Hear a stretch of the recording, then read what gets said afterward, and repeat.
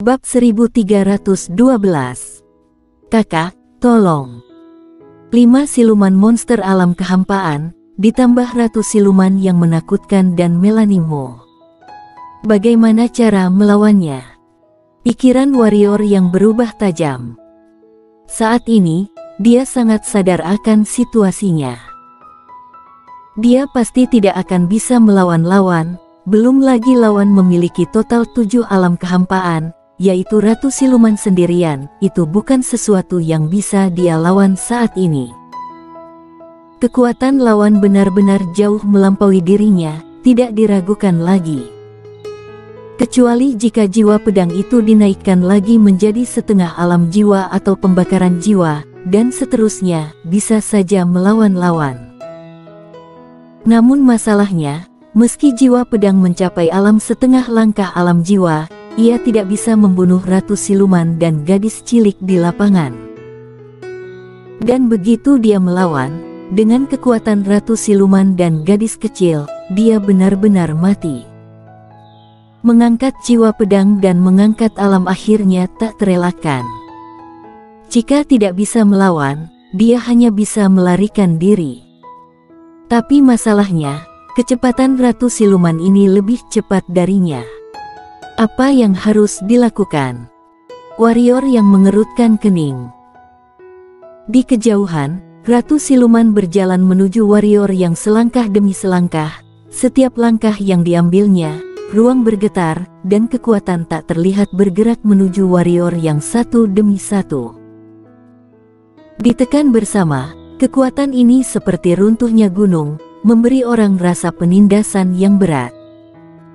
5 siluman monster alam kehampaan di sebelah mereka tidak tinggal diam.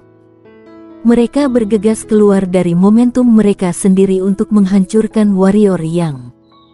Dengan kerjasama orang, alam nirwana warrior yang mundur dengan mantap.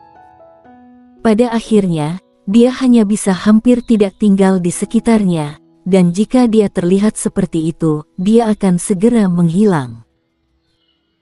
Pada saat ini, warrior yang tiba-tiba mengangkat kepalanya untuk melihat ratu siluman dan berkata, "Apakah kamu benar-benar ingin batu giok dan batu itu dibakar?" Ratu siluman berkata dengan suara rendah, "Kamu sekarang memiliki kemampuan untuk membakar batu giok dan batu." Warrior yang terkekeh dan tidak berbicara, segel dewa pedang di dahinya tiba-tiba menyala. Dan saat segel dewa pedang menyala, wajah ratu siluman tiba-tiba berubah. Hal ini, dia secara alami jelas.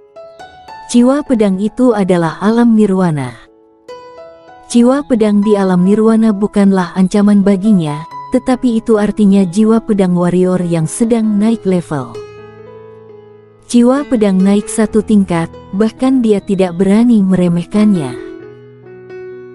Warrior yang melirik ke lapangan dan berkata, "Aku tahu bahwa bahkan jika jiwa pedang ditingkatkan lagi, akan sulit untuk membunuh ratu siluman dan Melanie Mo, tapi, percayalah, kecuali kalian berdua, 5 siluman monster lainnya di lapangan akan mati."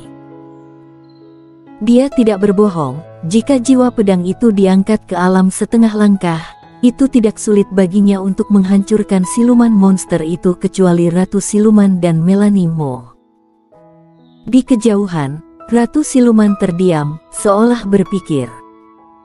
Di seberang ratu siluman, warrior yang memegang pedang di tangannya erat-erat, dan energi hitam di tubuhnya melonjak liar.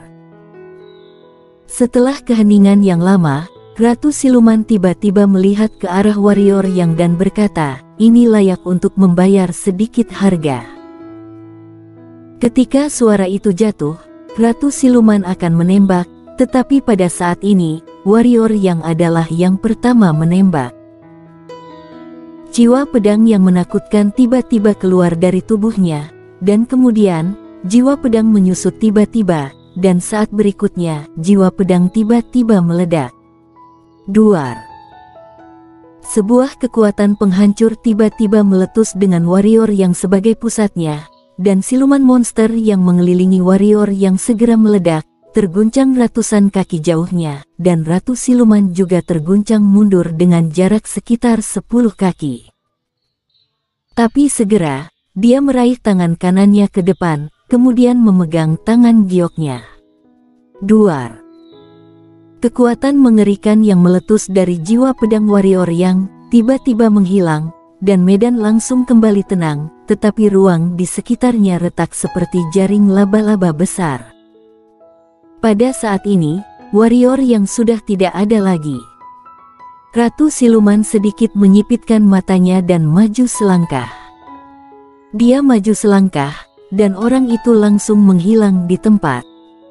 Pada saat yang sama, suaranya datang entah dari mana, kejar.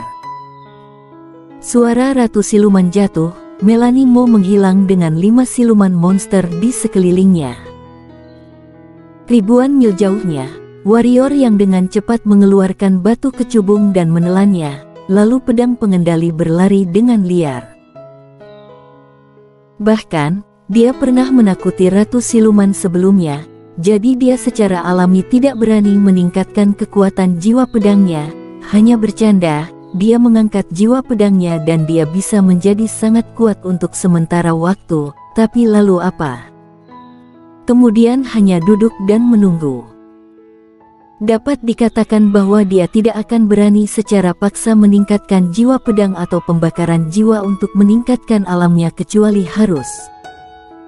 Untuk meningkatkan jiwa pedang dan meningkatkan alam, itu adalah penggunaan yang mengancam jiwa. Namun, yang tidak dia duga adalah bahwa Ratu Siluman ini bertekad untuk membunuhnya, bahkan dengan mengorbankan nyawa rakyatnya sendiri. Sebenarnya, ini juga normal. Ratu Siluman bukan orang bodoh. Sekarang mereka memilih untuk membunuh warrior yang mereka mungkin membayar beberapa harga, tetapi harganya sepadan, karena sekali melepaskan warrior yang untuk kembali dan membiarkan warrior yang bersatu dengan seluruh Liga Pedang. Saat itu, kalau klan siluman akan membunuh warrior yang tetap harus mengorbankan beberapa siluman monster untuk bisa melakukannya. Kalian harus tahu bahwa sisa pendekar ketiadaan di 3 sekte dan 3 kota semuanya telah sampai ke daratan benua penjara. Setelah warrior yang dan orang-orang ini melakukan upaya bersama, tidaklah sulit bagi klan siluman untuk membunuh warrior yang dan Liga Pedang.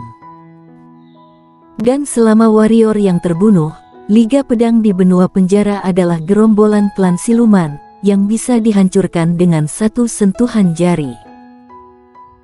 Saat ini warrior yang telah mengerahkan kecepatannya secara ekstrim, dengan sayap angkasa dan teknik pedang penjelajah angkasa miliknya, dia dapat terbang ribuan mil dalam sekejap.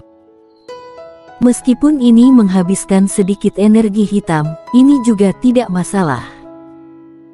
Meskipun dia meningkatkan kecepatannya secara ekstrim, dia masih tidak bisa menyingkirkan Ratu Siluman. Saat ini dia sudah bisa merasakan aura Ratu Siluman. Wajah warrior yang sedikit muram, jika dia ditangkap oleh pihak lain lagi, takutnya bahkan jika dia menggunakan jiwa pedang lagi, dia tidak akan bisa melarikan diri. Alasan kenapa dia bisa kabur dulu adalah karena lawan tidak siap menghadapinya, tapi sekarang lawan pasti akan menjaganya dari batasan maksimal, tapi sulit. Lagi pula, Ratu Siluman ini tidak terlihat bodoh. Setelah hening sejenak, warrior yang berkata dengan sungguh-sungguh, "Valet, bisakah kamu menghalangi ruangnya?"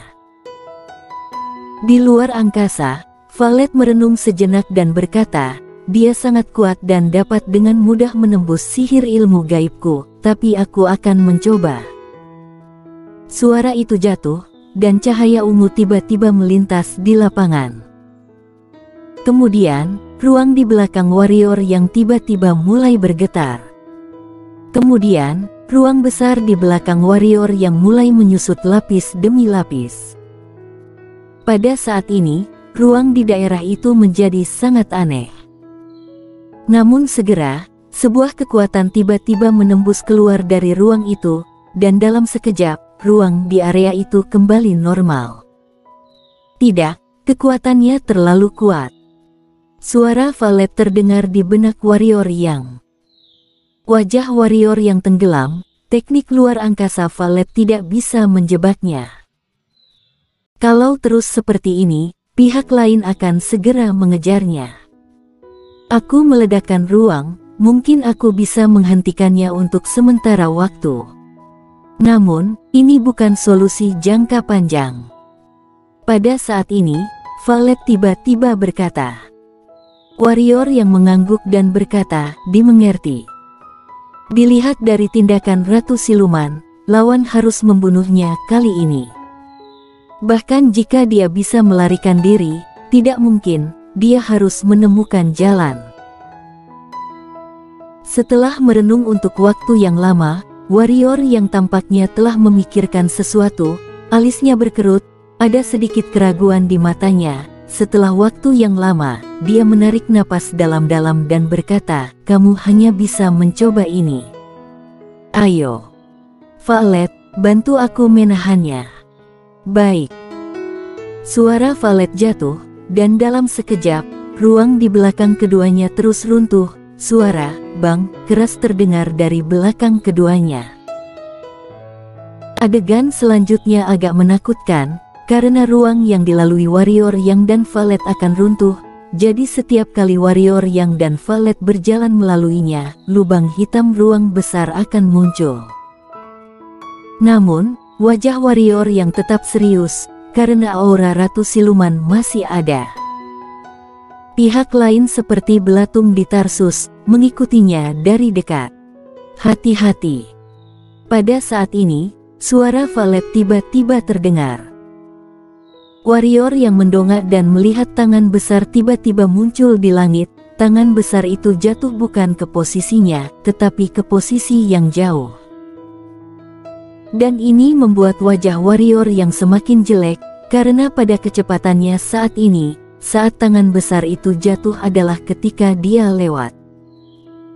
Tentu saja dia bisa berpindah tempat, atau berhenti sejenak, tetapi jika dia melakukannya, Ratu Siluman akan segera muncul di hadapannya. Tanpa ragu sedikit pun, warrior yang memegang pedang panjang di tangannya dekat dengan alisnya, lalu membanting kaki kanannya ke dalam kekosongan. Tubuhnya berubah menjadi cahaya pedang dan melesat keluar. Tas. Cahaya pedang langsung menusuk tangan raksasa itu, lalu menghilang di ujung langit. Segera setelah warrior yang menghilang di ujung langit, Ratu Siluman muncul di tempat semula berdiri, diikuti oleh Melanie Mo dan 5 siluman monster alam kehampaan lainnya juga muncul. Ratu Siluman melihat ke kejauhan, matanya dingin, jika tidak membunuhnya kali ini, akan ada masalah tanpa akhir. Suara itu jatuh, dia melangkah maju, dan menghilang di tempat. Bahkan, dia sekarang agak mengerti mengapa keluarga Ni ingin membunuh warrior yang